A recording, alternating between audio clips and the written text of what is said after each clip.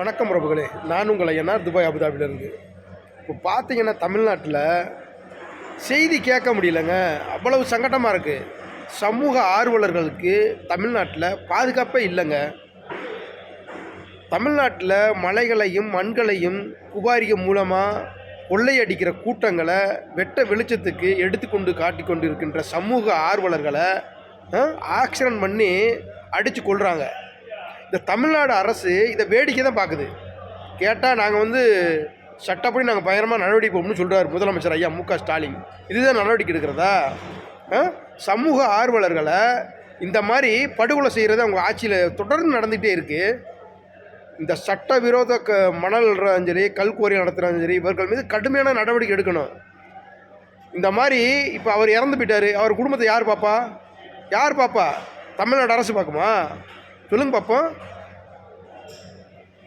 மக்களே கொஞ்சம் சிந்திச்சு பாருங்கள். நமக்கென்ன அப்படின்னு நீங்கள் போகிறதுனால எல்லாமே பாதிப்பாகும். கொஞ்சம் விழித்து கொண்டு மக்கள் ஒற்றுமையாக சேர்ந்து இந்த சமூக ஆர்வலருக்கு சப்போர்ட் பண்ணுங்கள். சமூக ஆர்வலருக்கு பாதுகாப்பு கொடுக்கணுங்க. இல்லைன்னு வச்சுக்கோங்களேன், இந்த மாதிரி தான் நடக்கும் நிகழ்வுகள். எங்கள் சமூக ஆர்வலர்கள் பாதிக்கப்பட்டாலும் யாருமே கண்டுக்கிறது இல்லைங்க. எங்களை மாதிரி இந்த மண்ணின் மீதும் மக்கள் மீதும் அக்கறை கொண்டவங்க தான் நாங்கள் பேசுகிறோம். நான்லாம் வெளிநாட்டில் இருக்கேன், என்னால் அதை ஏற்றுக்கவே முடியல.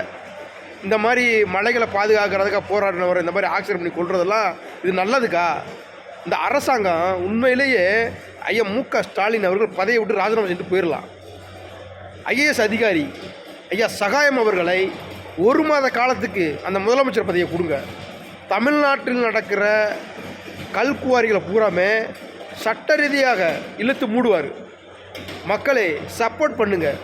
இந்த மாதிரி ஐஏஎஸ் அதிகாரிகள் இந்த மாதிரி முதலமைச்சர் பதவிக்கு வந்தால் தான் தமிழ்நாடை காப்பாற்றவே முடியும்.